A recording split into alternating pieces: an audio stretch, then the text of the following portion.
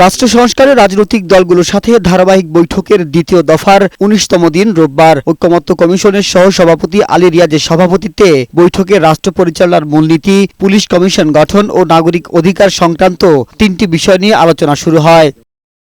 সূচনা বক্তব্যে কমিশনের সহ-সভাপতি বলেন, ১৮ দিনের বৈঠকে ১০টি বিষয়ে ঐকমত্যে পৌঁছেছে রাজনৈতিক দলগুলো। সময় কম থাকায় রাজনৈতিক দলগুলোকে দ্রুত সময়ের মধ্যে বাকি বিষয়গুলোতে সিদ্ধান্তে পৌঁছানোর আহ্বান জানান তিনি। 7টি বিষয়ে আলোচনার অসমাপ্ত পর্যায়ে আছে, কিন্তু আলোচনা হয়েছে 3টি বিষয়ে এখন পর্যন্ত কোনো আলোচনাই হয়নি।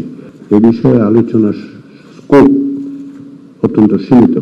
জুলাই শরতের বিষয়ে প্রাথমিক খসড়া তালিকা করা হয়েছে জানিয়ে কমিশনের সহ-সভাপতি বলেন, সোমবারের মধ্যে রাজনৈতিক দলগুলোর কাছে এই খসড়া তালিকা দেয়া হবে। সনদের যে প্রাইমারি টেক্সট শুধুমাত্র ওইগুলো বাদ দিয়ে, যেগুলোতে একমত হয়েছে সেগুলো বাদ দিয়ে তার বাইরে যে ভূমিকা এবং কমিটমেন্টের জায়গাগুলো, তার একটা খসড়া কমিশন তৈরি করেছে এবং কমিশন আগামীকালের মধ্যে সকল রাজনৈতিক দলের কাছে এই খসড়া প্রেরণ করবে আপনাদের বিবেচনার জন্য। পরে জাতীয় সনদ স্বাক্ষরের জন্য হয়তো আমরা একটা অন্য দিন বরাদ্দ করতে পারি, কিন্তু আমাদের আলোচনার যে কোনো প্রক্রিয়া 31শে জুলাইয়ের মধ্যে সমাপ্ত করতে হবে। পুলিশ যাতে আর কোনো রাজনৈতিক দলের বাহিনী হয়ে কাজ না করে, সেজন্য সবাইকে একমত হওয়ার আহ্বান জানান কমিশনের সহ-সভাপতি।